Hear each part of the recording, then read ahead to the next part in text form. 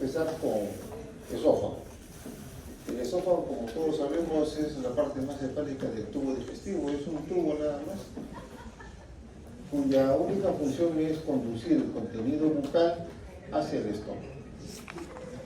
Pero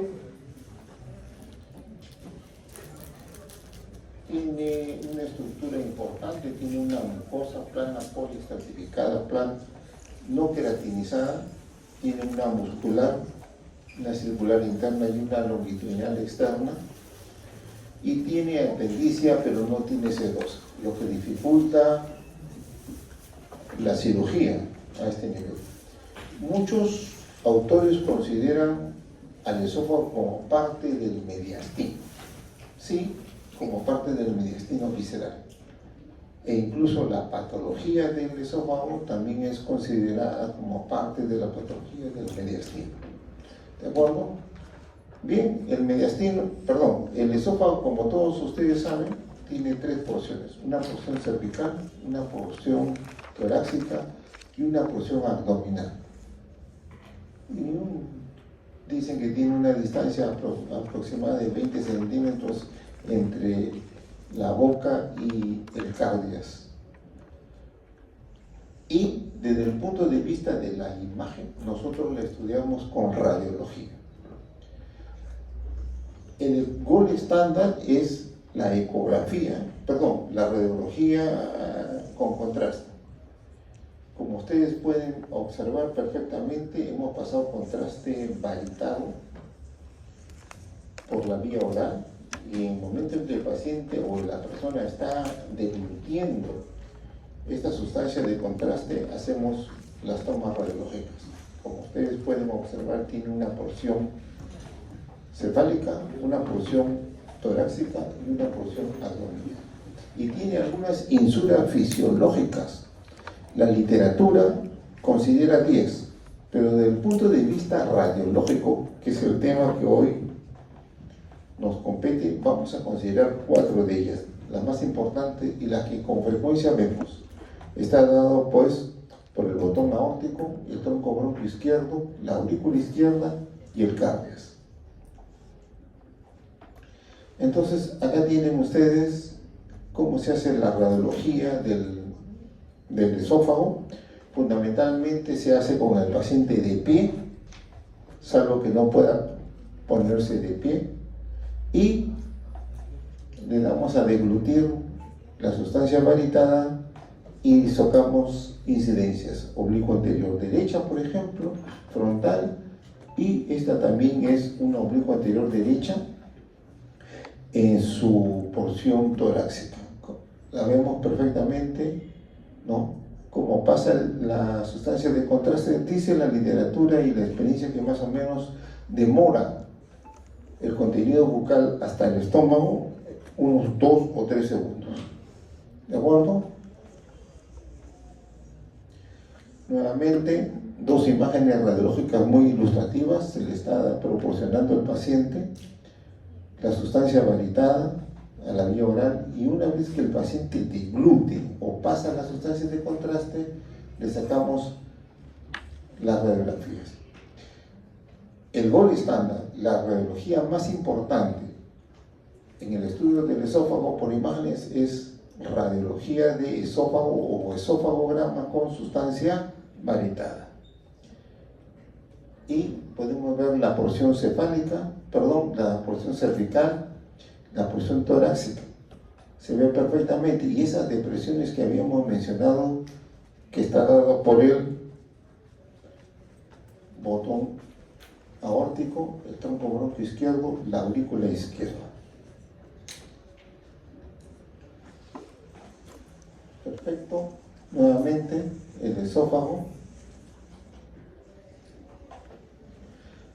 Y acá tenemos a doble contraste, le hacemos pasar saliva al paciente. Primero pasa todo el contenido bucal a relleno completo, y posteriormente pasa saliva al paciente y podemos observar la mucosa, y a esto le llamamos doble contraste.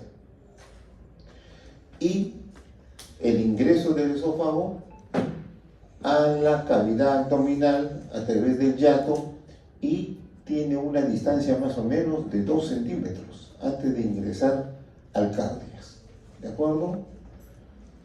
Los pliegues del esófago son pliegues longitudinales paralelos al eje longitudinal del esófago. Es importante identificar adecuadamente los pliegues. La tomografía computarizada es un método complementario en todo caso para la radiología. Lo que sucede con la tomografía computarizada es que la utilizamos muchas veces para hacer el estadiaje de los procesos expansivos, sobre todo del carcinoma de esófago. Entonces vemos algunas veces, como en este caso, el esófago casi en toda su magnitud es una reconstrucción en incidencia sagital y este es en coronal. Vemos el esófago, vemos que ingresa a la cavidad abdominal, vemos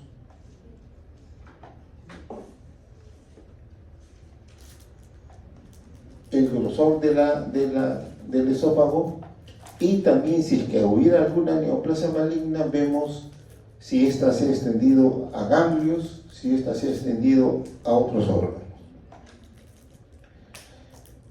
La patología congénita más frecuente son las atresia esofágicas, sobre todo el fondo de saco proximal y la fístula tráqueo-esofágica distal. Ella constituye el mayor porcentaje de las atresias esofágicas. La atresia esofágica debe ser diagnosticado intraútero, cuando la dama se hace un control obstétrico. ¿Cuáles son los signos? El polidramnios es pequeño para la edad gestacional y no se ve burbuja gástrica. Entonces, cuando nace el niño, ya sabemos que trae una atresia esofágica y se le hace un examen radiológico, miren ustedes, para determinar el nivel de la atresia esofágica. En este caso, por ejemplo, miren ustedes, aquí está el fondo de saco proximal, pero tampoco hay fístula tráqueo-esofágica distal porque no hay aire en el aparato digestivo abdominal. Eso significa que de repente estamos ante un fondo de saco proximal y un fondo de saco distal. La acalasia es otra de las patologías con relativa frecuencia del esófago. ¿Qué significa acalasia?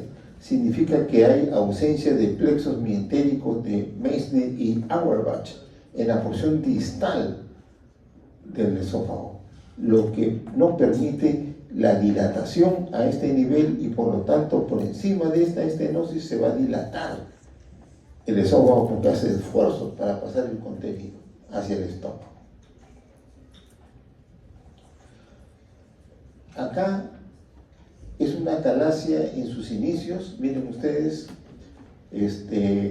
no está muy dilatado el esófago, hay retardo en la evacuación del esófago hacia el estómago, por encima de 3 segundos. Y hay otro detalle que no se va a ver, el fondo gástrico. Acá está un poco más dilatado, pero ya esto no es una acalasia. Acá, la acalasia más severa, la acalasia tipo 3. Miren ustedes la estenosis severa, no se ve fondo gástrico y está marcadamente dilatado el esófago. ¿De acuerdo? Este es un examen complementario. Un día estaba yo informando y encontré una acalasia en la tomografía computarizada. Pero lo más importante son las radiografías. Con el paciente de pie, miren ustedes el gran contenido en el esófago, el nivel hidroaéreo. Acá pues se acumulan los alimentos, la saliva, ¿no? Y la estenosis o la ausencia de los ganglios mientéricos a este nivel, ¿no?, producen la dilatación. El mal de Chagas es una infección por Trypanosoma cruzi, ¿de acuerdo? En nuestro medio, aquí en la capital no se ve, pero en el sur del país, en Moquegua o en Arequipa, sí se ve con mayor frecuencia. Muy similar, miren, muy similar a la acalasia, la estenosis distal, la dilatación. Estas son ondas terciarias, ondas aberrantes. Esto es como producto de que el paciente tuvo en algún momento un accidente cerebrovascular, alguna infección cerebral, ¿no? Lo que produce es que estas ondas no permiten el pasaje del contenido esofágico hacia el estómago. Es consecuencia una meningitis, por ejemplo, una encefalitis, ¿no? Acá tienen otras ondas terciarias, ¿no? Y hay problemas en la deglución y en el pasaje de la sustancia varitada hacia el estómago. La esclerodermia es una enfermedad inmunológica que cursa con disfagia, con atrofia muscular, sobre todo los músculos lisos. La peristalsis es débil, o sea, inhibe muchas veces el pasaje del contenido bucal hacia el estómago a través del esófago, y ustedes en un examen radiológico pueden encontrar que el esófago no tiene ondas de prepulsión. Divertículo de Sanger es en el esófago cervical, hay una dilatación en forma de fondo de saco ciego, en una zona denudada de músculo, ¿de acuerdo? Ahí está el divertículo de Sanger. Es una imagen de adición en forma de fondo de saco ciego. Acá tienen el divertículo de Sanger, este es de pie, miren ustedes con un nivel hidroaéreo, este es en decúbito, se ha llenado prácticamente todo el divertículo, y este es el cuello del divertículo. Y en el esófago torácico se pueden producir también una serie de divertículos. Acá lo tienen, son imágenes en forma de fondo de saco ciego que van más allá de la línea de la luz. Acá, en la porción casi distal del esófago torácico, hay una imagen de edición en forma de fondo de saco ciego. Es un divertículo por pulsión.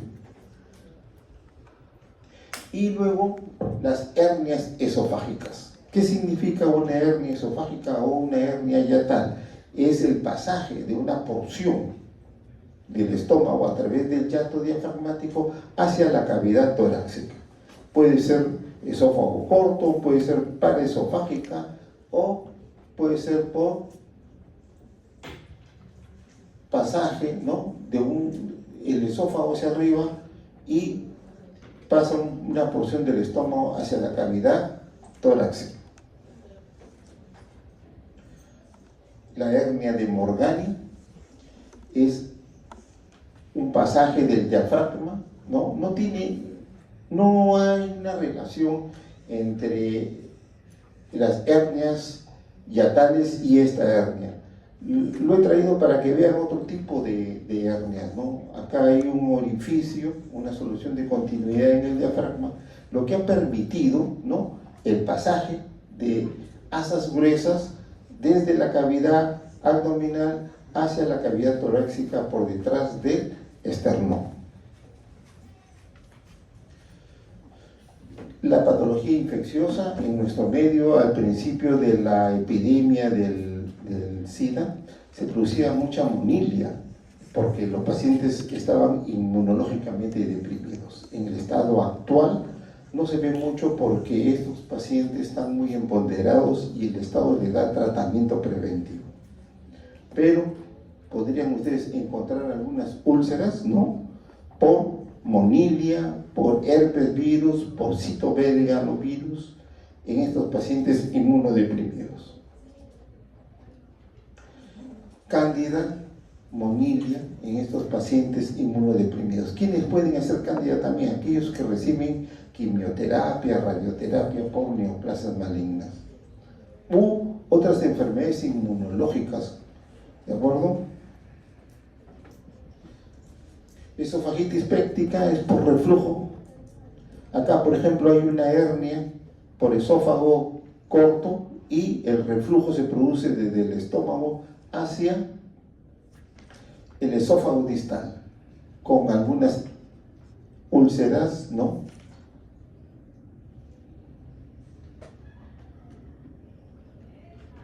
Varices esofágica, en nuestro medio se está viendo actualmente mucha cirrosis hepática, pero por hígado graso, no por hígado alcohólico ni por hígado o por hepatitis viral, sino por hígado graso. ¿Y qué es lo que está produciendo el hígado graso? La ingesta de alimentos de mala calidad, la comida chatarra. Bien, acá tienen entonces estas imágenes. Les había dicho al principio de la exposición que los pliegues esofágicos son pliegues delgados que corren paralelo al eje longitudinal del esófago. Acá estamos viendo pliegues demasiado engrosados, ¿de acuerdo? Entonces, estos pliegues muy engrosados significa que el componente vascular venoso está muy dilatado. Son las varices. Las varices esofágicas, como las podemos ver con imágenes empedradas, ¿no? Y muy engrosados los pliegues del esófago. La tomografía computarizada no hace el diagnóstico, sino complementa las imágenes del esófagograma. Esofagitis cáustica, algunas personas quisieran suicidarse, pero no lo consiguen cuando ingieren este tipo de sustancias. Lo único que causan es una causticación, un daño más de lo que ya tienen estas personas, con estenosis marcada, miren ustedes, en la porción distal del esófago. Entonces, alimentarse es muy difícil. Hay que hacer una gastrotomía, pasar un tubo a través de la piel y alimentarse a través de ese tubito.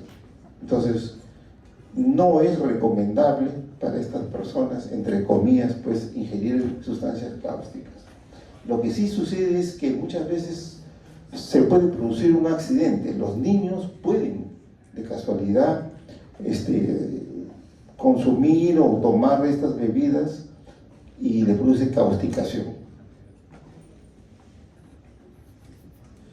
Las neoplasias malignas, que es el tema más importante, está aumentando. Yo le achaco la causa al consumo del cigarrillo. Como todos sabemos, estas personas que consumen cigarrillo de gluten, ¿no? El humo caliente. Y el humo caliente es la causa, desde mi punto de vista, más importante de la neoplasia maligna del esófago. Hay que tener en cuenta que la nicotina o el tabaco es altamente adictivo, es una de las sustancias más adictivas que pueden haber. Entonces, aquel que consume habitualmente tabaco es muy difícil que lo deje. Lo más recomendable es, bueno, no consumir, pues, no fumar, pero se está consumiendo más tabaco en el momento actual y están utilizando esos cigarrillos electrónicos. Eso es mucho más dañino todavía, ¿de acuerdo? Ahora son las damas las que más consumen, más que los varones. Las neoplasias del esófago pueden ser divididas en dos grandes grupos: de tipo benigno, de tipo maligno. El tipo benigno se ve con poca frecuencia. Acá tienen, por ejemplo, un leiomioma. Acá no tienen una imagen por defecto en la luz, que se ha complementado con una tomografía computarizada y con contraste endovenoso, y también le han hecho a este paciente una ecografía transesofágica. Es un tumor sólido heterogéneo nodular, ¿no?, de contornos bien definidos, ¿no?, y de curso clínico benigno. ¿Cuál es el problema? Es que este paciente tiene problemas para la deglución, disfagia. Acá tienen otro caso, miren, la ecografía transesofágica muestra pues la lesión. Esta es la endoscopía, ¿no? Y esta es la imagen desde el punto de vista radiológico. Es una imagen por defecto, por sustracción, y se ve pues perfectamente el tumor de contornos bien definidos. Ecográficamente es un tumor nodular heterogéneo, ¿no?, los contornos bien definidos.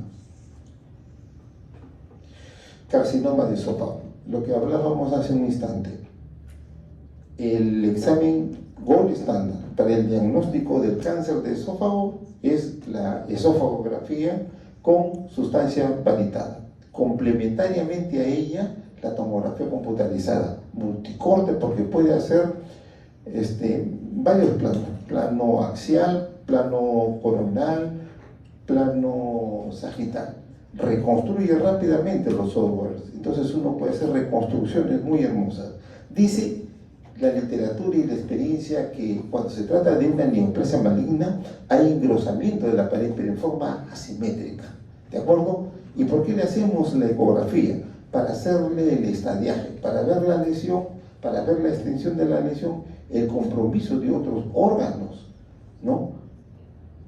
Y para ver si hay metástasis en pulmón o en otros órganos, y para también ver si hay adenopatías. Carcinoma de esófago, miren, hacemos primero el examen radiológico y complementamos después con una ecografía para hacer el estadiaje. Miren, acá hay ganglios en el mediastino, incluso hasta en la axila se ha extendido ya la enfermedad, e incluso hay metástasis en el vaso. ¿De acuerdo? A este nivel ya no hay solución. Ya este paciente o este tumor ha vivido 3/4 partes de vida media y al paciente le queda de repente 1/4 de vida media de tumor. Entonces, el asunto es, desde mi punto de vista, no fumar. Las bebidas calientes también producen este tipo de alteraciones y los alimentos calientes también. Entonces, lo recomendable es que los alimentos y los líquidos no deben pasar los 40 grados centígrados de temperatura. ¿De acuerdo? Nuevamente, miren ustedes el engrosamiento asimétrico, pero por supuesto previamente se le ha hecho una radiografía de esófago con contraste por vía oral. ¿Qué sucede con estos pacientes? Estos pacientes vienen con antecedentes, con una clínica, con disfagia, con odinofagia. Entonces el gastroenterólogo que lo atiende no lo va a instrumentar porque teme perforarlo. Entonces lo primero que hace es mandarlo a radiología, y en radiología lo primero que se hace es unas radiografías del esófago y se le complementa con tomografía computarizada con contraste endovenoso. Acá tienen otra, a este nivel es poco frecuente y a nivel cervical es mucho menos frecuente. Entonces, miren ustedes, las radiografías son bien demostrativas, la estenosis, ¿no?, irregular, que forma ángulo, ¿no?, y hace la presunción diagnóstica de neoplasia maligna. Otro de los temas que se ven últimamente es la ingesta de cuerpos extraños, sobre todo en niños, pero también en adultos. Cuando uno va, por ejemplo, a una reunión, cuando uno va a una pollería, entonces puede ingerir en forma casual, ¿no?, un cuerpo extraño como un hueso. Cuando se trata de hueso es relativamente sencillo ubicarlo y diagnosticarlo porque el hueso pues tiene calcio en su composición. Entonces, por diferencia de densidades, uno lo puede diagnosticar. Le hace la clínica al paciente y le saca sus radiografías. En este otro caso, por ejemplo, un niño ha ingerido un cuerpo extraño. Ahí lo tiene, una moneda. Entonces, de casualidad, pues, el niño ha tenido asequibilidad a esta moneda y la ha ingerido. Entonces, esto es relativamente sencillo también diagnosticarlo con radiografías y derivarlo para que el endoscopista lo retire. Bien, esta es la primera exposición. Preguntas. Entonces, que quede bien claro, por favor, de que el examen más importante cuando se trata de imágenes de esófago es la radiología de esófago, con vario, con sustancia varitada. En el estado actual del arte se hace radiología digital, entendiendo la radiología digital como un método de mejoramiento de la resolución de las imágenes. ¿De acuerdo? Entonces, empezamos por una radiografía y podemos complementarlo de repente, si es que hay necesidad, con tomografía computarizada multicorte con empleo de medio de contraste endovenoso. La radiología digital es sumamente barata, rápida, está ahí al alcance de la mano, utiliza pocas radiaciones actínicas, ¿no? Y es ventajoso porque la información que nos da es muy valiosa. Bien, la segunda exposición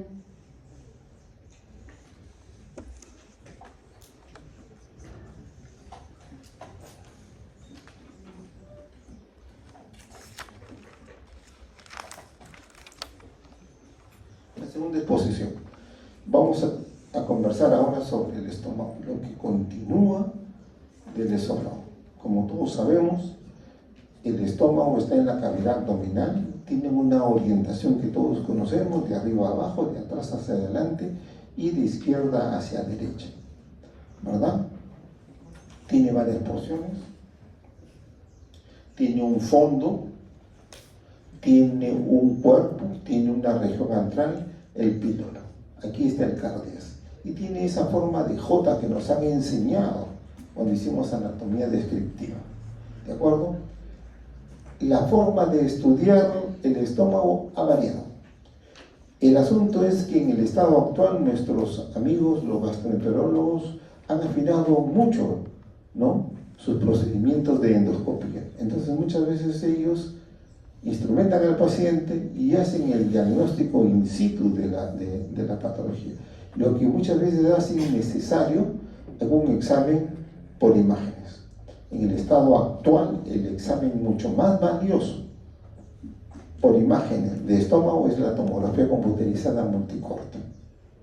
¿De acuerdo? Pero tradicionalmente la radiología con sustancia de contraste es importante. Lo que sucede es lo siguiente, que en un primer momento ustedes van a ser médicos generales y van a salir a trabajar, bien sea a la periferia de la ciudad o al interior del país. Ahí es muy difícil algunas veces que encuentren un tomógrafo computarizado. Entonces van a tener que utilizar la radiología tradicional, el examen de estómago con sustancia varitada, que puede ser a relleno completo o a doble contraste. Bueno, las porciones del estómago ya lo hemos visto: la curvatura menor, la insula angular, la curvatura mayor, el píloro, el cardias, el fondo gástrico, el cuerpo, la región antral, la región prepilórica. Y desde el punto de vista radiológico, aquí está. Este examen se hace en decúbito supino, con el paciente echadito sobre la mesa de examen. Por lo tanto, el vario, que es mucho más pesado que el aire, se va hacia la zona de mayor declive. Como el paciente está en decúbito, la zona más declive es el fondo gástrico, porque como ya sabemos, la orientación del estómago es de atrás hacia adelante, ¿verdad? Entonces el vario se va hacia el fondo gástrico y el aire asciende, ¿no?, hacia el cuerpo y el antro gástrico. ¿Cómo se hace este examen? Se dilata el estómago primero con alguna sustancia efervescente y después se le da vario y se embadurna la mucosa. ¿De acuerdo? Entonces ahí está el doble contraste. Y podemos identificar las porciones del estómago: el fondo gástrico, el cuerpo, la región antral, la región prepilórica, el píloro, el bulbo duodenal también, que en algunos casos es anterior, la curvatura menor, la insula angular, la curvatura mayor, y los pliegues del fondo gástrico están engrosados. Es normal. ¿De acuerdo? Esta otra radiografía ha sido tomada en decúbito lateral. Entonces, el fondo gástrico, el cuerpo, la región antral, la región prepilórica, el píloro, el bulbo duodenal, la primera porción del duodeno, la segunda porción del duodeno. Este examen hay que hacerlo rapidito, porque el paciente, una vez que ha ingerido la sustancia de contraste, continúa haciendo el tránsito intestinal. Entonces, pueden haber asas intestinales que se superpongan a la zona de interés y no nos permitan hacer un diagnóstico correcto. Complementariamente a este examen podríamos hacerle una radiografía de tórax. Y acá está lo que conversaba hace un instante, la tomografía computerizada multicorte, que tiene muchas ventajas, que puede hacer reconstrucciones multiplanares, ¿no es cierto? Se hace con contraste por vía endovenosa, ya no se utiliza contraste por vía oral, sino por vía endovenosa. Y estas máquinas hacen reconstrucciones muy rápido y muy bellas. Esta es una imagen, por ejemplo, axial, y esta es una reconstrucción en computadora, una imagen en coronal. Acá tienen ustedes el estómago. Como el paciente está en decúbito supino, el fondo gástrico está hacia atrás, es posterior, y el cuerpo gástrico es anterior, por eso que está lleno de aire. ¿De acuerdo? Esta es una reconstrucción, miren ustedes, esa es la forma de J que aprendimos, ¿no?, en la anatomía descriptiva. Aquí tienen ustedes el estómago. Podemos ver el grosor de los pliegues, y hemos dicho que en el fondo gástrico los pliegues están engrosados, pero en el cuerpo y en el atro los pliegues son delgados. Más de 3 milímetros no va. Más de 3 milímetros puede haber algo ahí. Otro método para estudiar el estómago, bueno, algunas veces en ecografía podemos observar parte del estómago. No es el gol estándar, no es el examen ideal, lo que pasa es que algunas veces se puede ver. Entonces, cuando estamos haciendo ecografía, por ejemplo, en este caso, no estamos identificando al parte del estómago. Me imagino que este es el antro gástrico, ¿de acuerdo? Entonces, lo refringente sería la mucosa y lo de baja atenuación sería la muscular. En este caso, y solo en estos casos, cuando hay síndrome pilórico en el niño por hipertrofia del píloro, entonces le podemos hacer este examen al niño, pero no siempre al 100% nos va a dar buenos resultados. Pero en los niños no se puede utilizar radiaciones actínicas, está proscrito. Por eso que el método de ecografía, en el caso particular, ¿no?, de la hipertrofia pilórica, da resultados y es bueno. Primero, por supuesto, la clínica, el niño tiene 3 semanas, es vomitador, el cirujano de niño lo ha palpado y encuentra una tumoración en el epigastrio y se hace la ecografía. Entonces, miren ustedes, normalmente las paredes habíamos dicho que son sumamente delgaditas, pero en este niño, miren ustedes, está engrosado. ¿De acuerdo?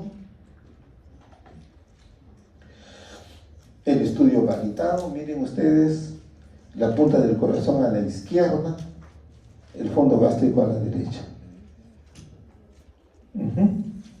Entonces hay una malformación congénita en este caso, ¿no?, que en el estómago rara vez tiene una presentación hacia la derecha. La patología del estómago en los jóvenes fundamentalmente son las úlceras acidopépticas. El estrés produce pues mucho ácido clorhídrico y se puede producir una úlcera. Por ejemplo, les dicen a ustedes, mañana en la mañana, 8 de la mañana, examen de radiología. Todos entran en estrés. Algunos que son más emotivos pueden incluso llegar a ser una gastritis hemorrágica o una úlcera. ¿Cómo se define una úlcera? Se define como una imagen de adhesión que va más allá de la línea de la luz. Acá. Cuando es benigna, por lo general está localizada en la pared posterior o en la curvatura menor. Y va más allá de la línea de la luz, tiene un rodete muy fino y muy bien definido. La otra imagen que deberíamos aprender es la imagen por defecto o imagen de sustracción. Dentro de la luz, en este caso del estómago, hay una imagen de baja atenuación que corresponde a una lesión que está creciendo hacia la luz del estómago. Entonces ya tienen dos conceptos, una imagen de adhesión que va más allá de la línea de la luz, y una imagen por defecto, que es una patología que va creciendo dentro de la luz, en este caso del estómago. Acá tienen, miren, una imagen de edición que va más allá de la línea de la luz. ¿Lo ven? Número 1. ¿Cuáles los otros componentes? De que los pliegues convergen hacia el nicho ulceroso. ¿De acuerdo? Este es otro detalle de las úlceras de tipo benigna. En la curvatura menor, ahí lo tienen, perfecto. Edad del paciente, 18 a 22 años. Acá tienen, va más allá de la línea de la luz. La línea de la luz es esta, es una imagen de adición. Esta corresponde a una úlcera en el duodeno. Tiene una forma muy característica. Tiene un aspecto treboloide, de hojas de trébol. ¿De acuerdo? Entonces, normalmente la primera porción o el bulbo duodenal tiene que ser en esta forma. Sin embargo, aquí tiene otra forma porque ha habido un problema de tipo inflamatorio, ¿no? Y ha quedado esto como cicatriz. Estas imágenes de adición que tienen una forma de hojas de trébol, una forma treboloide. Entonces, hay que diferenciar muchas veces la úlcera benigna. A ver, escuchen por favor. Hay que diferenciar muchas veces la úlcera benigna de la úlcera maligna. La úlcera benigna va más allá de la línea de la luz y de la gente joven. Los pliegues convergen hacia la luz de la úlcera. Tiene un rodete perfectamente definido. A diferencia de las úlceras malignas que asientan muchas veces sobre una masa, sobre un pólipo. Su contorno no es definido. Los pliegues no convergen hacia la luz de la imagen de adición, son pliegues muy engrosados, totalmente amorfos. ¿De acuerdo? Es un poco raro que haya una úlcera maligna en una persona joven, salvo que esté haciendo, pues, por ejemplo, un linfoma gástrico, ¿no? Porque el adenocarcinoma es muy raro en la gente menor de 25 años. Más frecuentemente son las úlceras de tipo benigna. Acá tienen ustedes una úlcera, es una imagen de adición. Los pliegues, miren ustedes cómo convergen. En este otro caso, hay un rodete acá que crece, o una masa o un pólipo que está creciendo hacia la luz gástrica y se ha ulcerado. Muchas veces, si uno pone en decúbito supino a estos pacientes, se va a formar un signo que nosotros lo conocemos como el signo de Karman. Acá está la úlcera de tipo maligna. Miren ustedes, totalmente irregular. Los pliegues que convergen, entre comillas, son muy engrosados. ¿De acuerdo?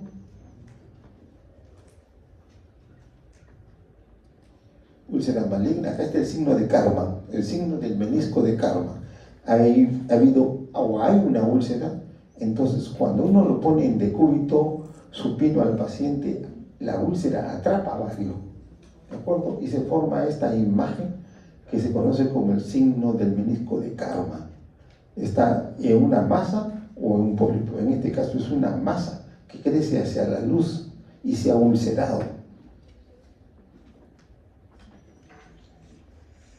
El pólipo gástrico es una lesión de tipo benigna, ¿no? Que crece hacia la luz. En este caso del estómago, contornos bien definidos, y muchas veces son hallazgos, ¿no? El paciente puede venir por otros motivos, por una gastritis, entonces lo instrumentan o se hace la radiografía y se encuentra esta lesión. Es un hallazgo radiológico. Acá tienen en el fondo gástrico un pólipo y la tomografía computarizada. Ahí la tienen la lesión de contornos bien definidos. Puede tener pedículo o puede ser sin pedículos. Puede ser una lesión sésil también. ¿De acuerdo? Y muchas veces es un hallazgo, como en este caso. Las gastritis erosivas, ahí lo tienen ustedes. Habíamos dicho de que los pliegues engrosados solo estaban en el fondo gástrico, pero acá tienen pliegues engrosados en la pared posterior. Esta es una radiografía en decúbito supino. Miren ustedes, los pedículos son equidistantes, el apófisis espinosa de este cuerpo vertebral está central. Entonces, esta es una radiografía en frontal, en decúbito supino. Podemos identificar perfectamente la curvatura menor, la curvatura mayor, ¿no es cierto? Y los pliegues están marcadamente engrosados. Las neoplasias gástricas benignas no son muy frecuentes. El leiomioma, por ejemplo, o el GIS, ¿no?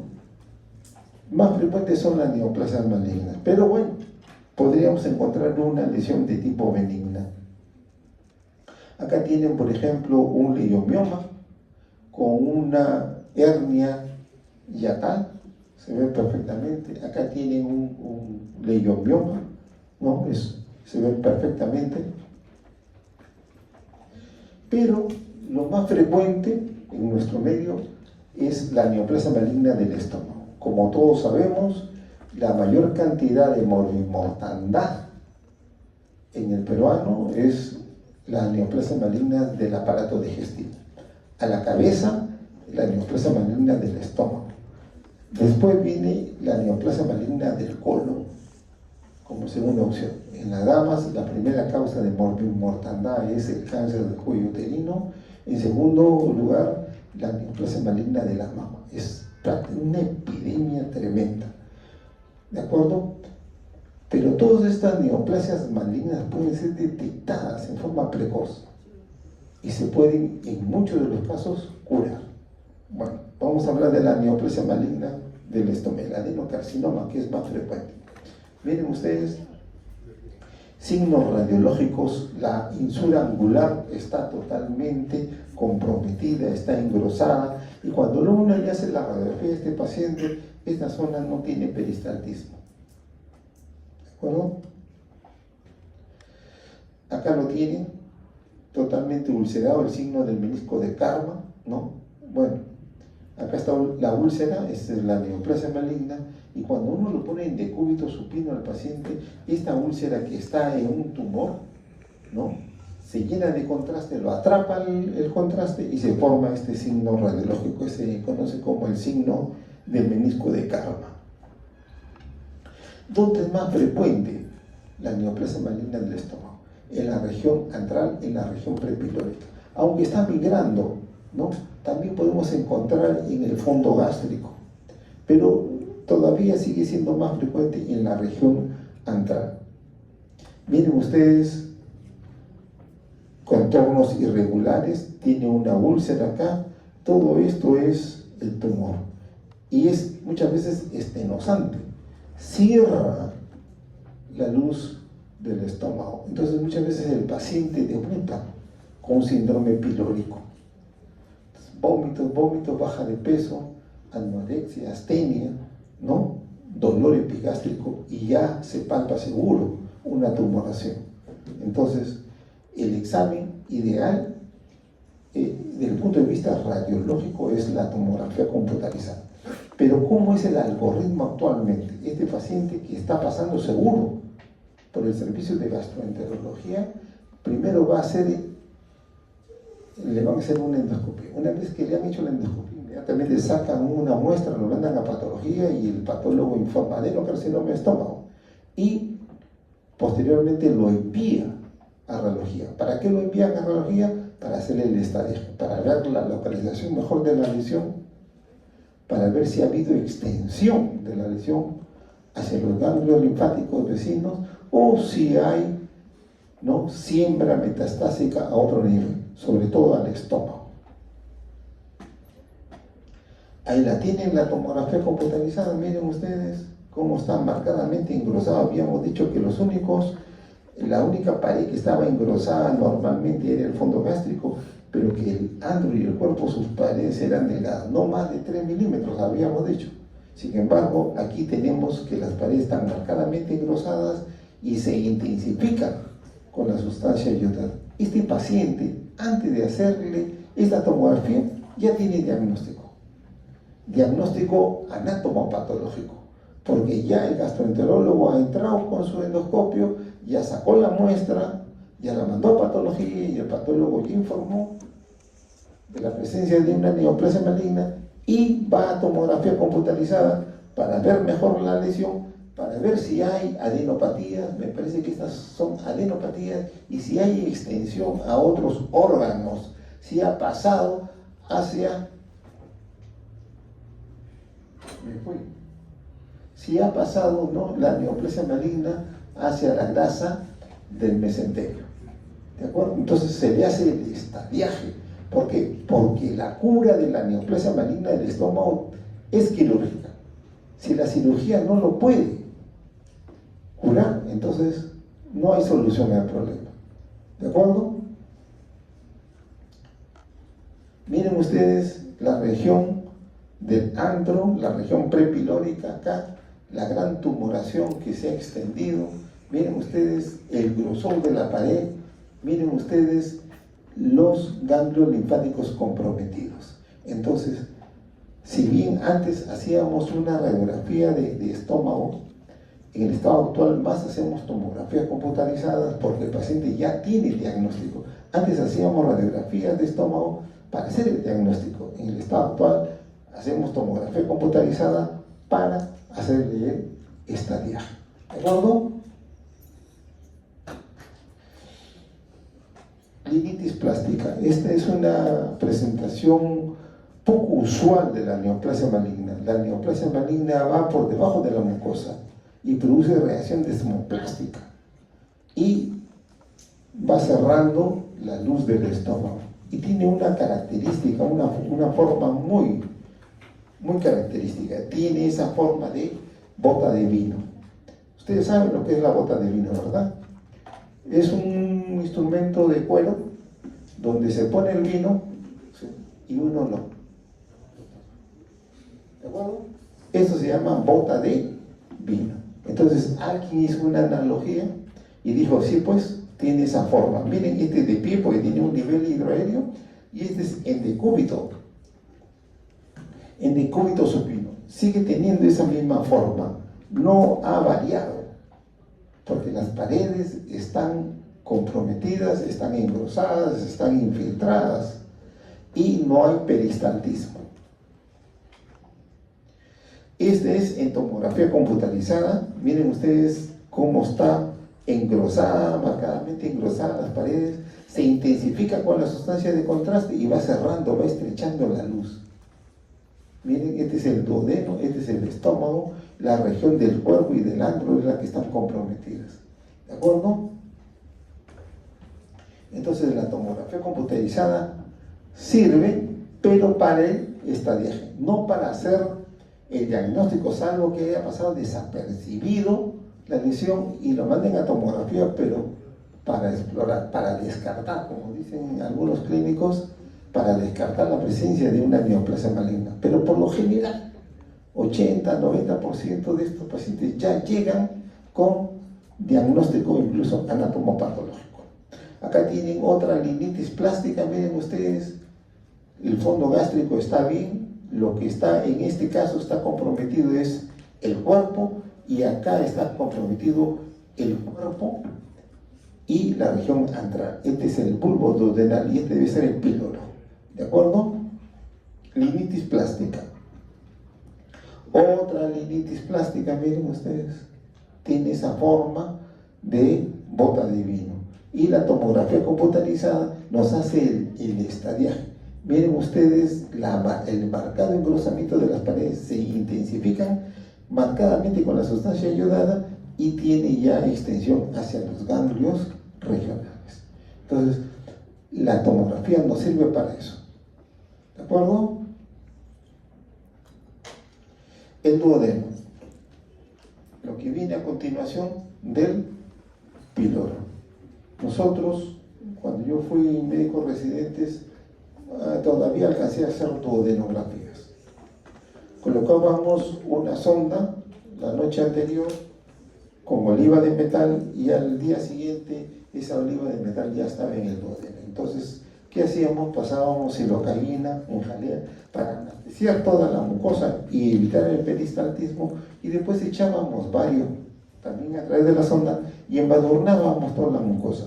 Y hacíamos este examen que se llamaba duodenografía hipotónica. Ahí lo tienen, el bulbo duodenal, la primera porción, la segunda porción, la tercera porción, se ve perfectamente la cuarta porción y el triángulo de 3. Acá tienen la duodenografía, miren ustedes, perfecto, a doble contraste, ¿no? Pero en el estado actual se hace ya tomografía computarizada. Ya no necesitamos hacerle este examen, porque en el tomógrafo computarizado de última generación se pueden hacer reconstrucciones multiplanares. En este caso, por ejemplo, es una imagen axial, se ve el engrosamiento de las paredes del duodeno. Podría tratarse de un linfoma, que es la neoplasia maligna más frecuente a este nivel. El adenocarcinoma es más infrecuente, es más raro. El más frecuente es el linfoma. Acá tienen, miren ustedes, el duodeno marcadamente engrosado. Acá miren, tienen una masa, son dos casos diferentes, ¿no? Y de repente ya tiene extensión, miren, hacia el hígado. ¿De acuerdo? Entonces, en el estado actual ya no hacemos duodenografías, hacemos tomografía computarizada. ¿Necesita contraste por vía oral? Actualmente ya no se utiliza contraste por vía oral, solo por vía endovenosa. Pero si necesitamos distender el duodeno, ¿qué hacemos? Le damos agua hervida fría. Entonces, distiende el duodeno y la sustancia de contraste endovenosa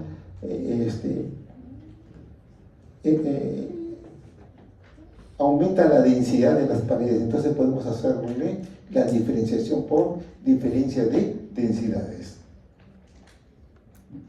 Acá tienen, miren, otro casito ahí, se ve perfecto. Este es el linfoma del duodeno, que es la de mayor frecuencia de neoplasias malignas. Se va.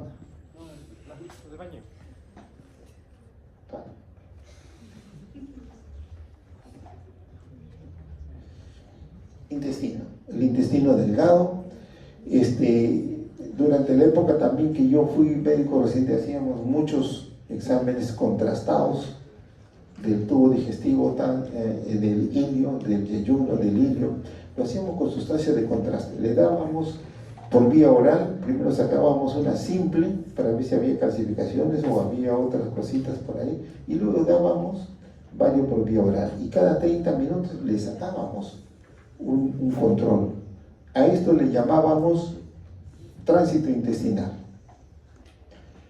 Lo seguimos usando, sí, si es que es necesario, pero también han mutado los conceptos, han mutado los diagnósticos por imágenes, y en el estado actual más hacemos tomografía computarizada. ¿Cómo reconocemos que son asas delgadas? Porque en su interior tienen válvulas conniventes, ¿verdad? Y que desde el punto de vista radiológico se ven como si fueran hojas de helecho. Los pliegues mucosos tienen un grosor de 1 o 2 milímetros máximo, y el ilion es más tubular. Y lo reconocemos por su orientación también dentro de la cavidad abdominal. El yeyuno está en el flanco izquierdo y en la fosa ilíaca izquierda, y el ilion más en el flanco derecho y en la fosa ilíaca derecha. ¿De acuerdo? Y en el entorno está el intestino grueso. Miren, este es un examen radiológico muy ilustrativo, ¿no?, de cómo son las asas intestinales dentro de la cavidad abdominal. También se puede hacer resonancia magnética. ¿Cuál es el inconveniente de la resonancia magnética? Los costos. Los costos son un poquito elevados, el aparataje también es complejo, ¿no es cierto? Y el tiempo de examen va por encima de los 30 minutos. Sin embargo, la tomografía computarizada es ya 2 minutos, 1 minuto, y ya se va el paciente. Más hemos gastado tiempo en ponerlo al paciente sobre la mesa de examen, que el examen en sí es sumamente rápido. Claro que utiliza radiaciones actínicas, pero costo-beneficio. ¿Es necesario hacerlo? Sí. ¿Cuesta? Un poquito. Y la información es muy buena. Bien, esto es lo que nosotros llamamos tránsito intestinal. Miren ustedes, dábamos sustancias de contraste y después hacíamos un control. Miren la forma de las asas intestinales, como tienen vellosidades en su interior que se conocen como válvulas conniventes, tiene un aspecto radiológico muy característico, que le llaman hojas de helecho. ¿De acuerdo? El yeyuno a este nivel, el ilio a este otro nivel. El ilio tiene menos válvulas conniventes que el yeyuno. Es un poquito más tubular, pero también tiene. La orientación también es importante, conocer cómo están distribuidas esas asas intestinales dentro de la cavidad abdominal. Acá tienen ustedes la tomografía computarizada que no dista mucho de la radiología. El yeyuno, acá con sus válvulas conniventes, el ilio a este nivel, que es un poquito más tubular. Esta es una imagen axial, esta es una reconstrucción en computadora, una imagen coronal. ¿De acuerdo? Esta también, miren ustedes, el estómago tiene esa forma de J, la vesícula, el hígado, se ven perfectamente, y las asas intestinales se ven, se reconocen y se diferencian. ¿Por qué? Porque las asas gruesas tienen austras y tienen aire en su interior. Habitualmente, normalmente, las asas delgadas no deben tener aire en su interior. Yeyuno ilio, ya lo hemos conversado. Y algo sumamente importante es identificar la válvula iliocecal. Es el pasaje entre la asa intestinal y el colon. A este nivel, se ve perfectamente. Otra de las cositas que debemos identificar es la apéndice. Como ya ustedes saben perfectamente, el gol estándar para identificar la apéndice y las apendicitis son la tomografía computarizada. ¿No es cierto? Se complementa con contraste endovenoso. La ecografía algunas veces lo puede hacer, pero su sensibilidad y su especificidad es baja en relación con la tomografía computarizada. Entonces, el protocolo que se maneja en los hospitales para identificar la apéndice y las apendicitis, a ver, escuche por favor. Señorita, escuche por favor. Lo que yo les estoy diciendo es de mi experiencia, de todos estos años que estoy trabajando como radiólogo. Entonces, yo creo que eso es importante. Manifestarles a ustedes la experiencia de lo que nos equivocamos, de lo que estudiamos, de lo que aprendemos, de lo que solucionamos. La medicina no es una ciencia, la medicina es una práctica que uno va aprendiéndola en el transcurso del tiempo. ¿De acuerdo? Bien. La obstrucción intestinal, eso es un tema que voy a tratar después, cuando haga abdomen. Y aquí está. Miren ustedes cómo ante una obstrucción, en este caso una obstrucción de tipo mecánica, se van a dilatar las asas intestinales aferentes y se va a colapsar las asas intestinales eferentes. Entonces se dilatan las asas intestinales antes de la obstrucción. ¿Por qué se dilatan? Porque el individuo deglute aire, por un lado, porque la fermentación de los alimentos produce gas también, y porque dice la literatura que pasa gas del lumen vascular hacia el lumen intestinal. Entonces es por eso que en estos pacientes se va a ver aire en el tubo digestivo delgado. Entonces se dilata y las asas intestinales adquieren una presentación, ¿no?, paralela, que nosotros la conocemos como pila de moneda. ¿De acuerdo?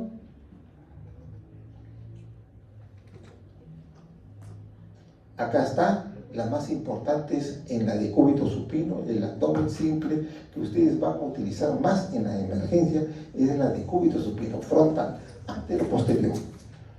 Y complementariamente a esa radiografía, la de pie.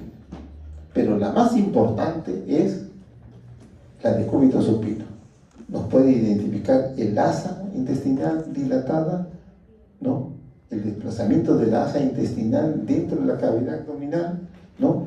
¿Dónde empieza la obstrucción, ¿no? Entonces son datos sumamente importantes. Cuando recién se está produciendo la obstrucción a las 2 horas, a las 3 horas, antes de las 4 horas, dice la literatura, que las asas intestinales se van a dilatar, sí, que van a tener aire en su interior, sí, pero que son burbujitas muy pequeñas. Esta, que adquieren una forma que los autores han denominado de collar de perlas. Ahí está. Ahí lo tiene. Entonces, cuando uno esté ante un cuadro sugestivo de ilio mecánico, cuando uno tenga una radiografía como la que estamos observando, es muy presumible de que el paciente esté haciendo un ilio mecánico por estas pequeñas imágenes. La radiología de abdomen simple no ha variado, no ha cambiado, no ha quedado rezagada, no ha dado un paso al costado. Desde mi punto de vista, es el examen más primario que uno debe hacer cuando está ante un abdomen agudo, el decúbito supino, y luego lo complementa, como vamos a ver, con tomografía computerizada multicorte, con empleo de medio de contraste endovenoso. Sí, la tecnología tiene un rol muy importante en el diagnóstico en el estado actual del arte, pero estas modalidades se complementan, ¿de acuerdo? No se excluyen, tampoco son comparativos, son complementarios, se dan la mano, ¿de acuerdo? No compiten una con otra. Miren, en tomografía computarizada también podemos ver ese collar de perlas, cuando recién se está produciendo el cuadro de obstrucción. Y miren el arreglo paralelo de las vellosidades intestinales, paralelas, que parece que fuera pues una pila de moneda. Sí, la tomografía computarizada multicorte es una herramienta muy valiosa para el diagnóstico de la patología abdominal, sobre todo la patología del ilio mecánico. ¿Qué sucede? Que nos focaliza muchas veces el lugar de la obstrucción, que le llamamos la zona de transición, y muchas veces identifica la naturaleza de la obstrucción. Les digo de que la mayor cantidad de las obstrucciones se da por bridas, pacientes que han sido sometidos a cirugía o que por uno u otro motivo han tenido peritonitis de repente y han quedado bridas. Aquellas no las podemos ver, pero sí las podemos deducir, porque el diagnóstico es una práctica lógica de una serie de signos y de razonamiento. Es un poquito de brujería, es un poquito de sentido común y de conocimientos teóricos y de experiencia. Entonces, con esas podemos nosotros diagnosticar. De hecho, cuando más tiempo tiene, es mucho mejor. Me refiero al profesional porque tiene más experiencia. ¿De acuerdo? Ahora, quiero decirles desde que caminamos sobre la superficie de nuestro planeta, siempre hemos cometido errores. Y los cometemos y los seguiremos cometiendo. Pero los errores es una oportunidad para mejorar. ¿De acuerdo? Y va uno aprendiendo en el tiempo. Miren esa reconstrucción coronal. Miren cómo ha identificado la zona de transición. Acá está. Este debe ser el motivo de la obstrucción. La zona de transición. Eso lo vamos a ver con tomografía computarizada multicorte con empleo de medio de contraste endovenoso. Yo no he empleado este término, pero dicen que se ven en las asas intestinales delgadas como si tuvieran heces en su interior. Bueno, Acá está. Yo me apoyo en otros signos radiológicos.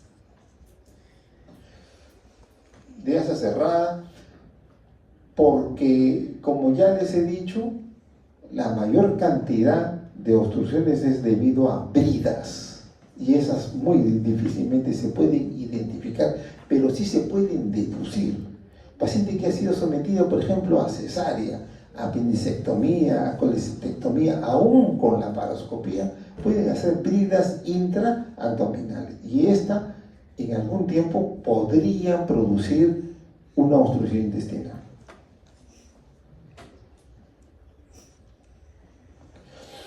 La intususección o invaginación es la prolongación de una asa intestinal dentro de otra asa intestinal.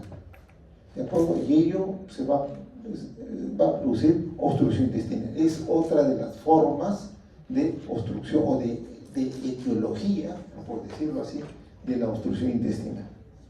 Una asa se ha metido dentro de otra asa. ¿De acuerdo? Una asa se ha metido dentro de otra asa.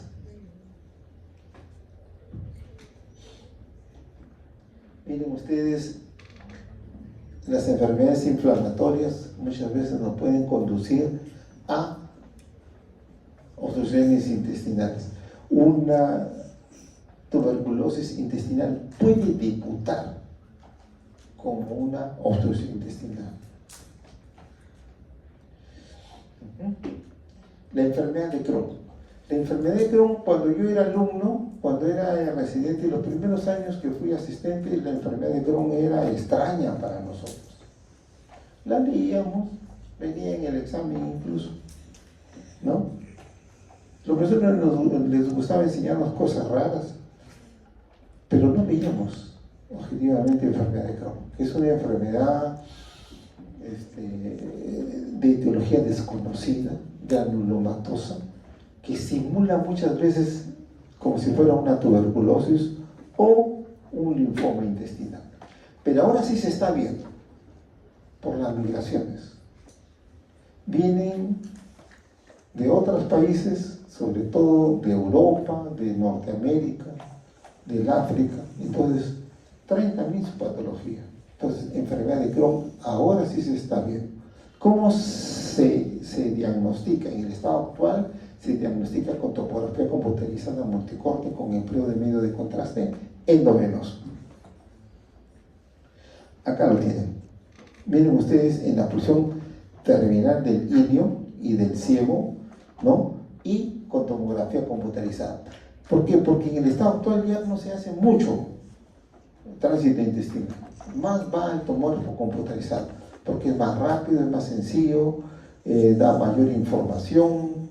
Los costos son un poquito más elevados, las radiaciones actínicas también son más elevadas, pero costo-beneficio. ¿Es necesario? Sí. ¿Va a afectar al paciente? Oiga, le va a hacer el diagnóstico mucho más fácil y va a tener usted la posibilidad de curarse. Entonces se hace tomografía computarizada. Traten de evitarlo en las mujeres embarazadas, en los niños. Pero si no hay otra alternativa, hay que hacerlo. En los niños y en las mujeres embarazadas, más resonancia magnética. ¿De acuerdo? Acá tienen, miren ustedes cómo está marcadamente engrosada esta asa intestinal. Tiene una forma muy característica, que la literatura, como consumimos literatura americana, dicen pues en forma de dona. ¿No es cierto? Pero yo soy indio, nací en el Perú, y me gusta mucho el picarón. Y esta imagen tiene esa forma. Forma de picarón. Ahí la tiene. El signo del picarón. Luego las fístulas, ¿no? Enteroentéricas, que son difíciles de diagnosticar, pero se pueden diagnosticar con tomografía computerizada, con contraste endovenoso.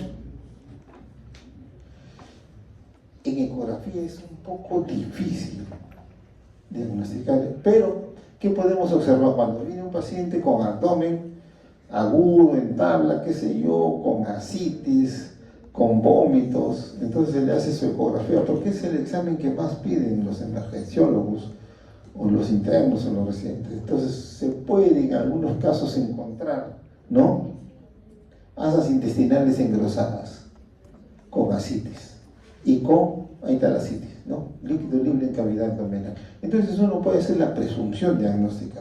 En nuestro medio más frecuente, bueno, la enfermedad de Crohn, el linfoma, la tuberculosis. Acá está, miren, la ascitis y la lesión por lo general en la porción distal del ilio.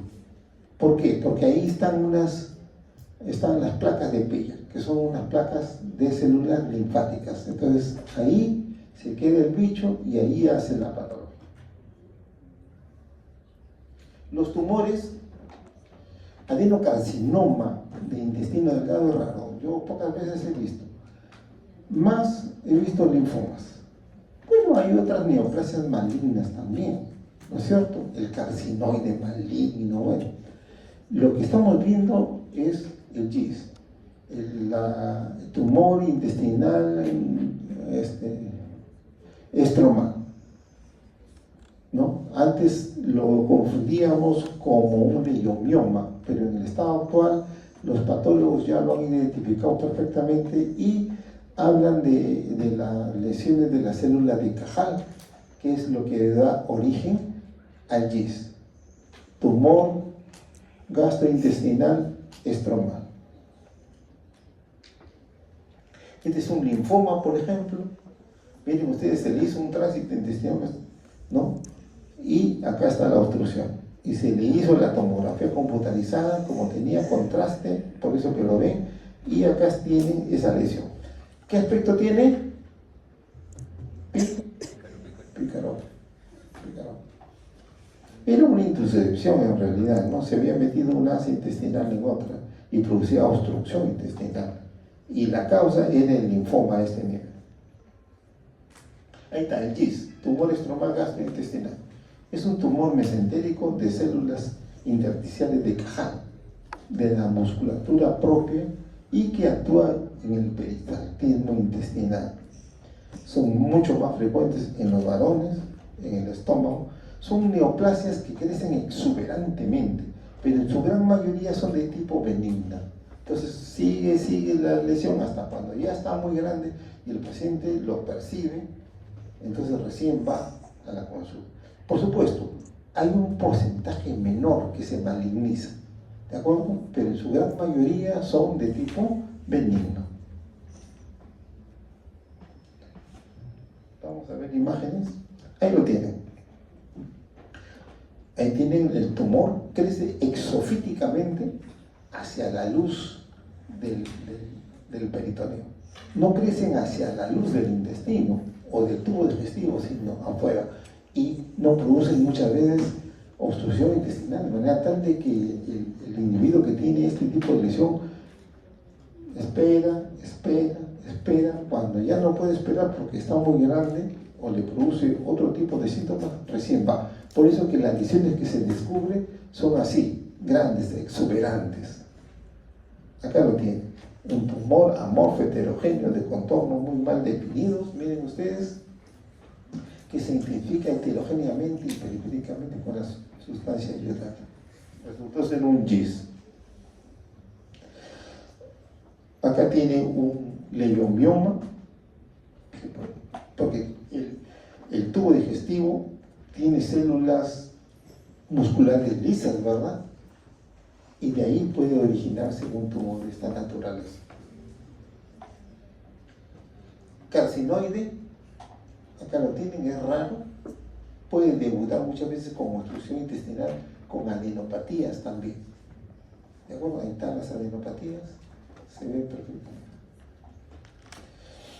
Bueno, esta es la fuente de información. ¿Preguntas? No preguntas. ¿Sí?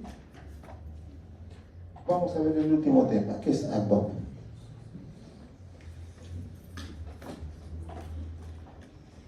Andy.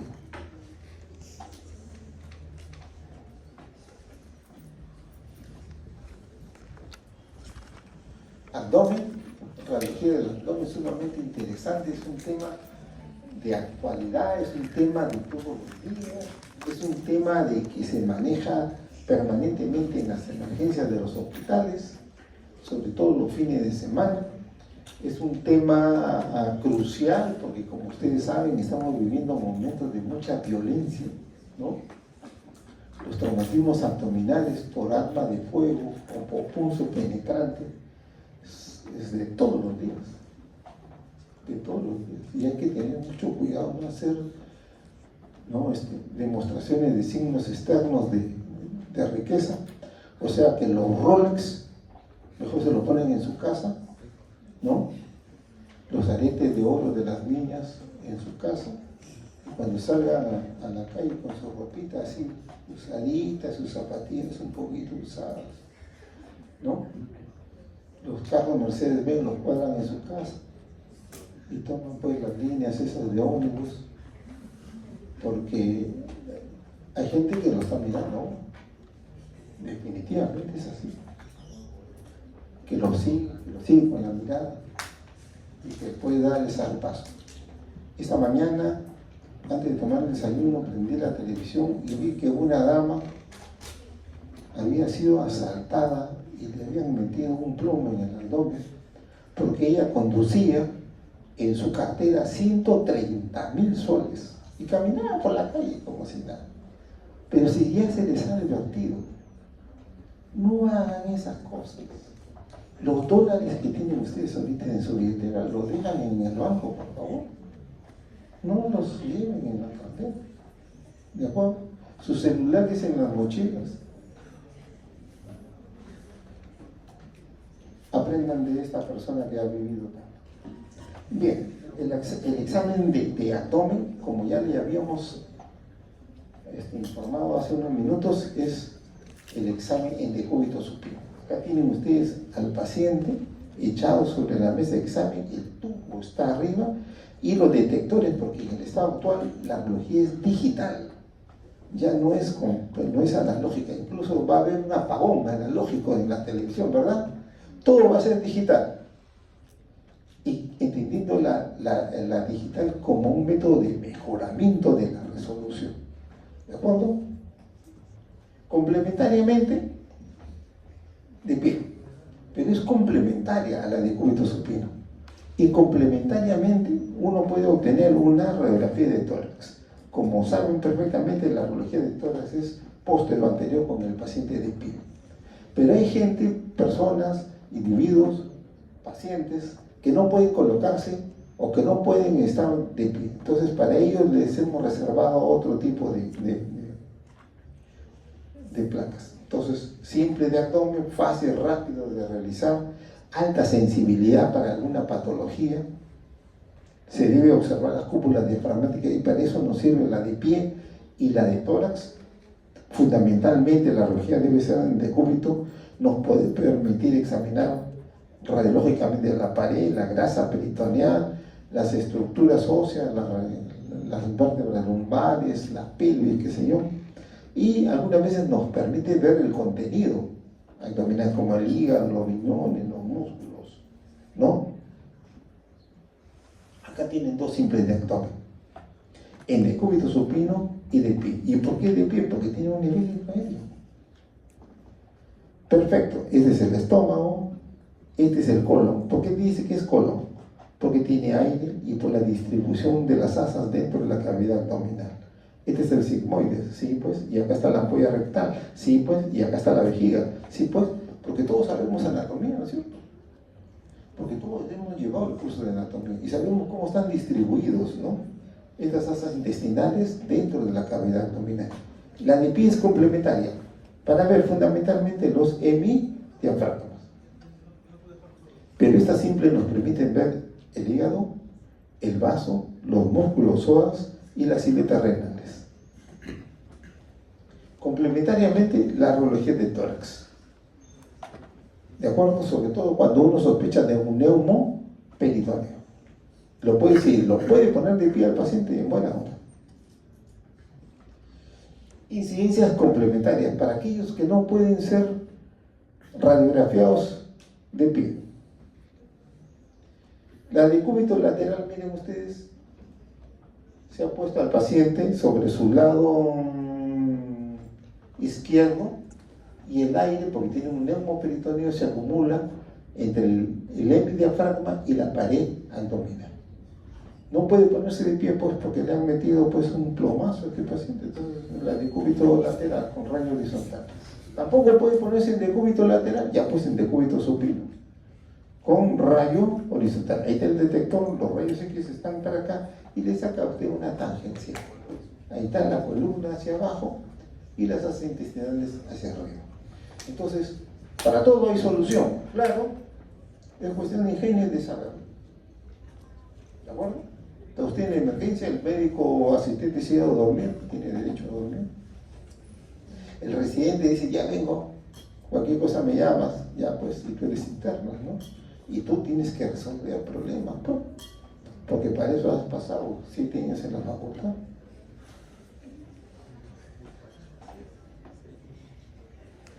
Y ahí está.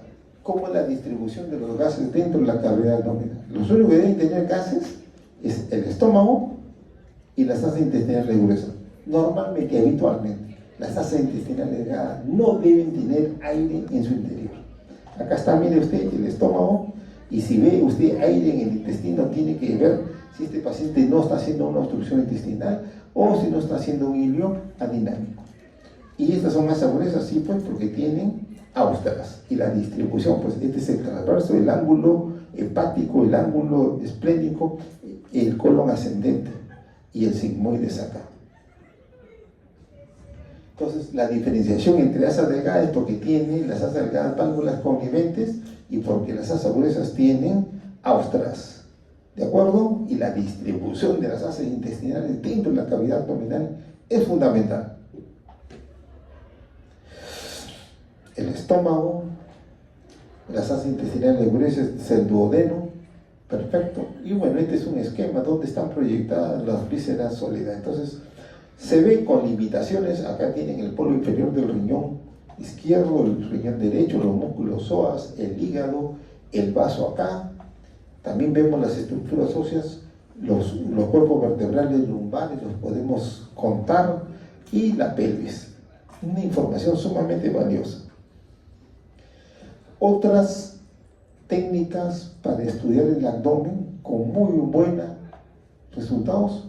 El más barato, el más sencillo, el que no utiliza radiaciones actínicas, la ecografía. Complementariamente, la tomografía computarizada multicorte.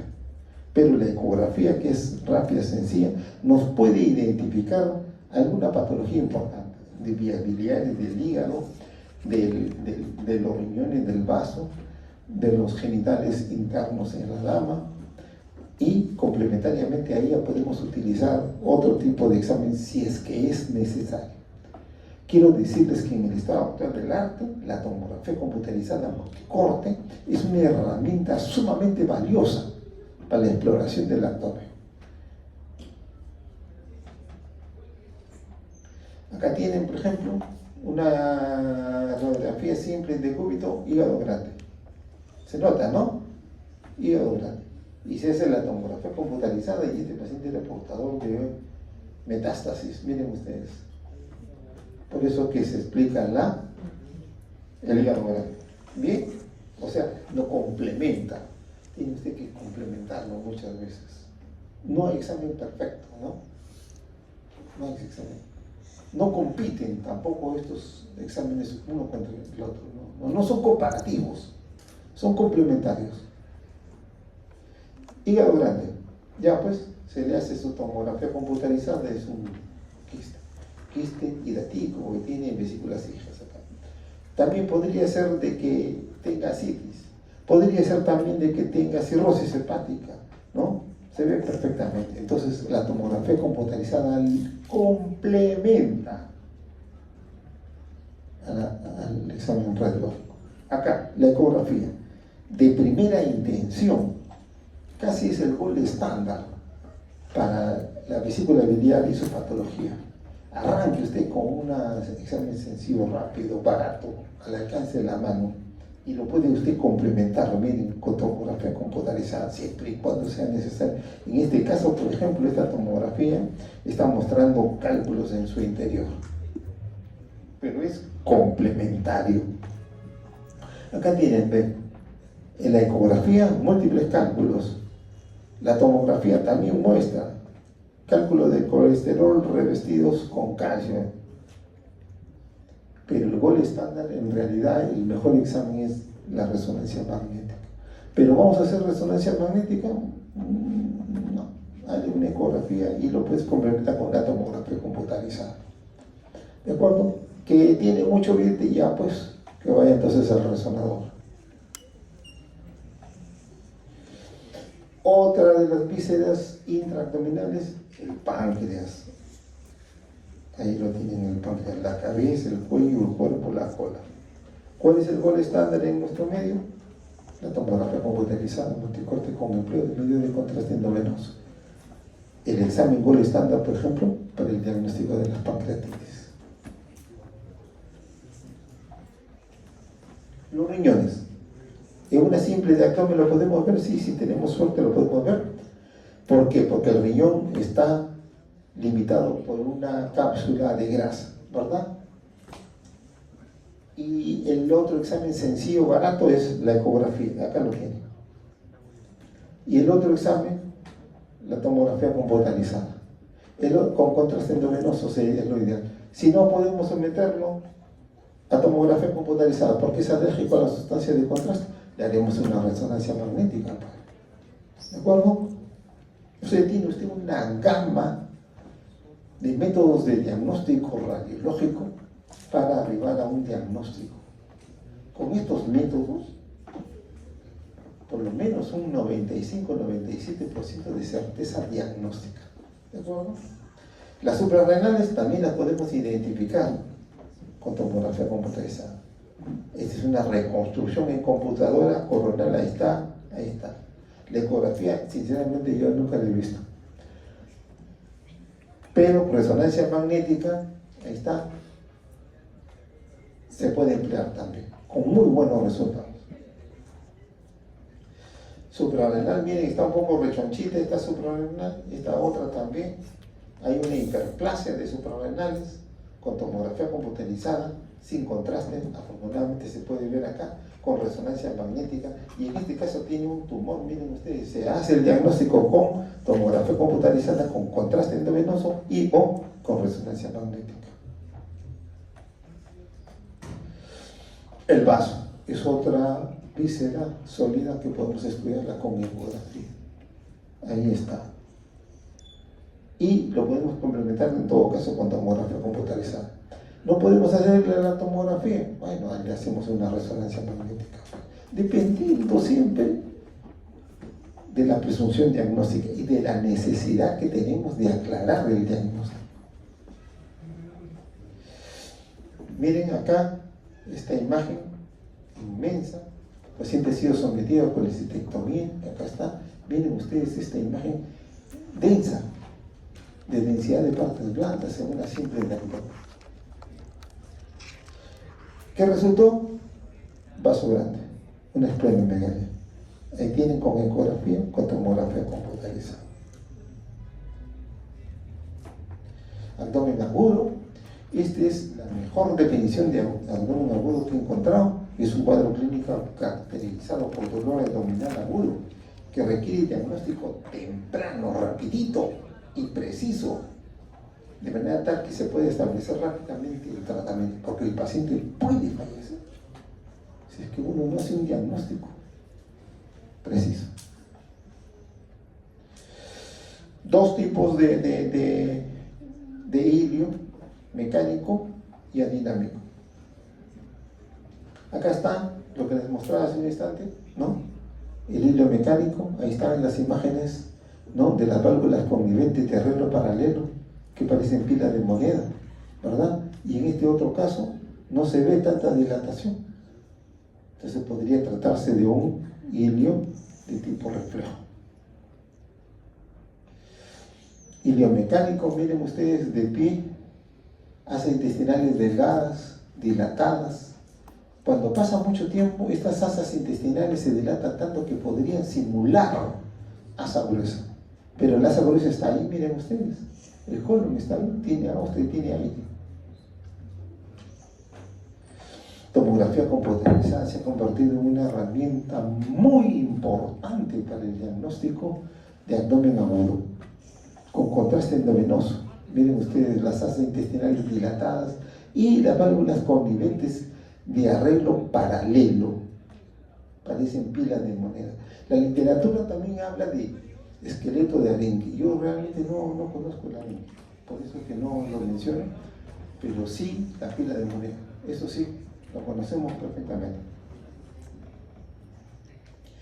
Acá está, miren, dilatado, bueno, ya está marcadamente dilatado, pero estas imágenes que pueden simular ese collar de perlas, ¿verdad? O de rosario también le llaman cuerdas de rosario. Ahí está, la cuerda del rosario y las asas intestinales dilatadas con las yeyunales. El hilo no está dilatado, o sea que la obstrucción debe estar a este nivel. ¿De acuerdo? Entonces, porque todos conocemos cómo están distribuidas las asas intestinales dentro de la cavidad abdominal.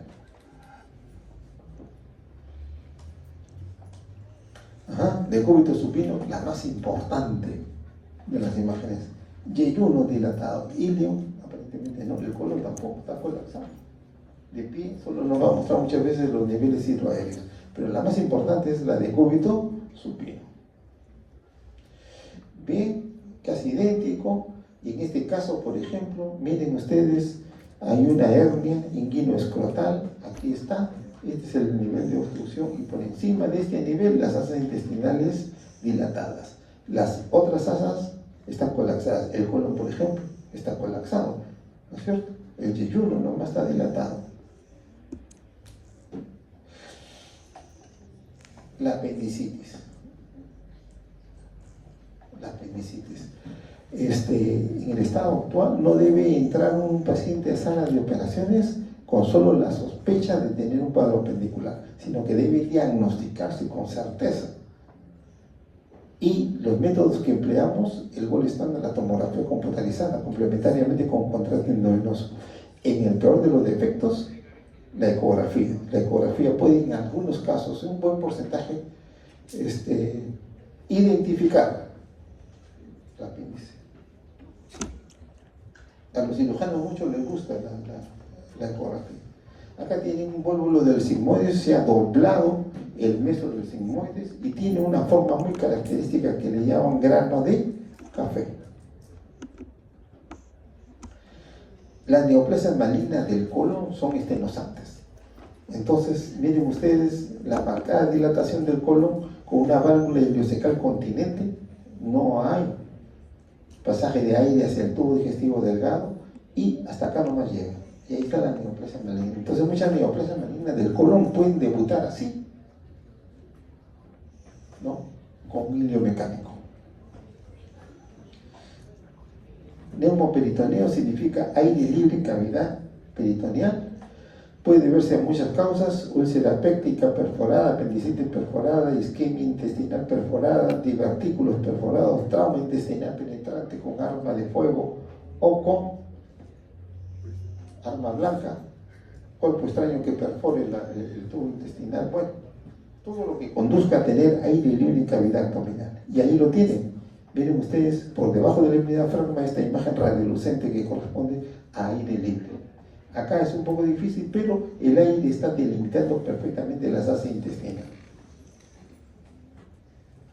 Acá tienen, miren ustedes, gran cantidad de sal en el diafragma, pero el gol estándar, el mejor método para identificar el aire libre en cavidad abdominal o retroperitoneal es la tomografía computarizada.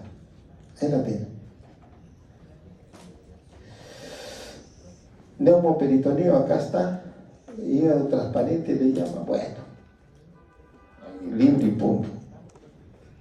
Acá también, mejor se ve acá, ¿no es cierto? En el diafragma, entre el diafragma derecho y el hígado, aire libre.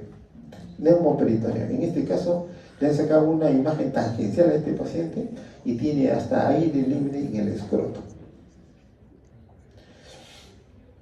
Signo del triángulo, aire libre acá, lo vemos. Sí, se ve perfectamente ahí el aire.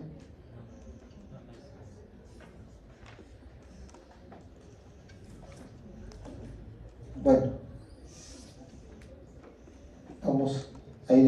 ya les he mostrado esta de pie, miren ustedes qué cantidad de aire libre, ¿no? Se pudo parar el paciente.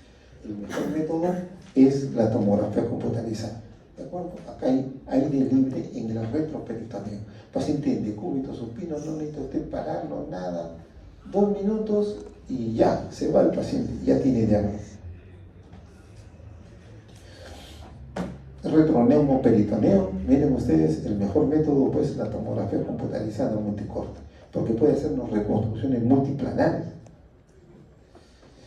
Aire en la vía biliar, cuando hay fístulas, neumobilia se llama esto, acá lo tienen. Se puede ver en tomografía computarizada, sí se puede ver en tomografía computarizada. Ahí tienen, miren, las vías biliares, ¿no? Y también el sistema porta cuando hay infecciones del tubo digestivo. Calcificaciones, ahí lo tienen, cálculos calcificados en la vesícula. Y acá una pancreatitis crónica, ¿no? Calcificaciones en el páncreas. Calcificaciones en el útero, pacientes mayores, ahí lo tienen, mioma calcificado. Calcificaciones, cálculos en el riñón, cálculos en la vejiga. Bueno, la ecografía muestra una imagen refligente con sombra acústica posterior, pero el gol estándar es la tomografía computarizada. Ahí tienen la tomografía computarizada multicorte, ha hecho una reconstrucción coronal, ahí está el cálculo. Esta es una reconstrucción tridimensional, ahí está el cálculo. Y se emplea medios de contraste endovenoso siempre y cuando sea necesario. Pero el gol estándar es la tomografía computarizada sin contraste. Complementariamente se le puede pasar contraste, ¿de acuerdo? Acá, nuevamente otro cálculo, miren ustedes, se ve radiológicamente, se ve en tomografía computarizada, se ve también en ecografía, refligente con sombra acústica posterior, porque el cálculo, por su naturaleza, ¿no?, evita el pasaje de estas ondas mecánicas de presión. Accesos intraperitoneales también con tomografía computarizada multicorte con empleo de medios de contraste endovenoso que nos permite hacer reconstrucciones multiplanares. Otro acceso, ahí, acceso, miren las reconstrucciones que se hacen, ¿no? Fabuloso. Asitis, cirrosis hepática, miren ustedes con asitis, con ecografía, con tomografía computarizada, con contraste endovenoso. Hernia, paciente con asitis, con una hernia inguinoescrotal, miren, una reconstrucción sagital, cuerpos extraños. Entonces, ahí lo tienen, cuerpos extraños. Acá un cirujano se olvidó de casualidad una pinza de eso en el abdomen. Ojo, no dormirse. Y este era un preso que quería escaparse, pues, ¿no? Entonces comenzó a deglutir clavos y otras cosas. Y hizo una obstrucción intestinal. Cuerpos extraños está de moda, body packet. Mucho cuidado con esto. Nada nos debe inducir a hacer estas cosas. Múltiples paquetitos, ¿no? Acá uno solo, acá múltiples. Y el examen ideal es la tomografía computarizada multicorte, sin empleo de medios de contraste endovenoso. ¿De acuerdo? Ahí está. Ahí lo tienen. Se ven perfectos. Divertículos, ahí las tienen, los divertículos en el colon. Esa mala alimentación, pues, ¿no? Bueno, definitivamente es rico, pues, comer de vez en cuando un pollo bróster, ¿no? Una salchipapa, pero debe ser alejado.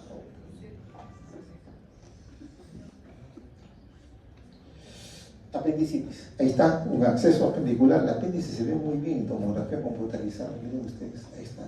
Se intensifica y esto ya es un acceso, tiene cálculos, ¿verdad? Tiene un coprolito ahí calcificado. Entonces, el gol estándar es la tomografía computarizada multicorte, y llegando muchas veces a colocar el contraste endovenoso.